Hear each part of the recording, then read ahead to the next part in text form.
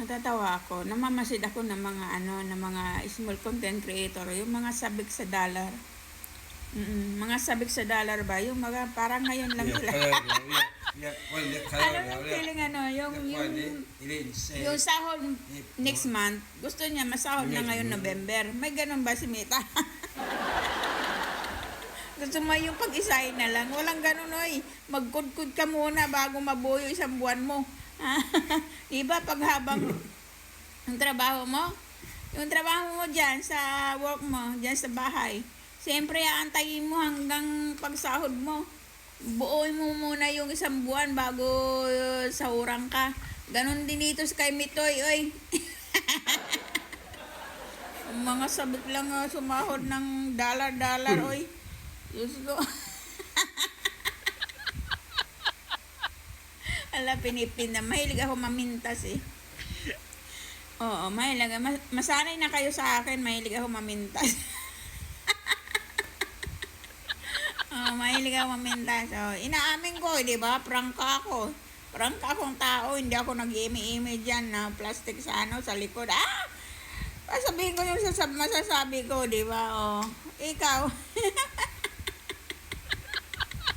Tapos yung mga marites ko dito sa barangay ko, excited sila yun, di ba? Bagong update ni Facebook na pwede na kumita. Mga vlogger na ko, mga vlogger. Tapos pagdating ng kunyari mga vlogger, pagdating na yung fill-upan na, doon sila naging bobo. Naging bobo sila doon. Di alam kung paano i-fill up.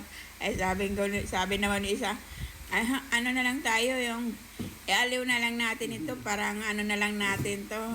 Kasi nga, sa akin din, hindi ko magawa. Sabi nga, ang hirap yung gano'n, Mayroon din nagkukwento. Yung butiti ko, dati, nagpaturo sa akin ng sa channel niya, sa YT. Tapos, kung paano daw magparami ng subscriber. Hindi ako naman, siyempre, mabait ako. Pag mabait yung tao sa akin. Di tinuruan ko. Yung tinuruan ko na, dumami ng subscriber niya, marami na siyang friend. Tapos ngayon, yung marami na siyang friend, hindi na siya, hindi niya ako inalok kung paano ma-monetize. Tapos ang ginawa niya, kay marami na siyang friend, nakipagkaibigan siya doon kung paano magpa-monetize yung channel. Doon siya nagpatulong,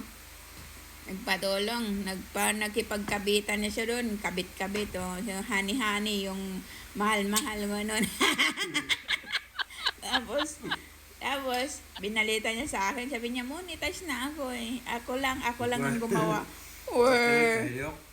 Yung di mo nga alam kung paano mag-start eh. Diba? Hindi mo nga alam kung paano mag-start mag-YouTube eh. Diba? So, sasabihin ko mag-monetize, excuse me, ang napaka-mahirap. Uy, tuo lang. Fill up ka, maano ka pa. Diba? Mahirap yun. Ako, aminin ko, simula ako nag-vlogger, wala akong hiningan ng tulong, kundi sarili ko lang kung paano. Pinag-aralan ko talaga. Ito yan. Sige na, ako'y naiihi. Kumain ako ng hotdog.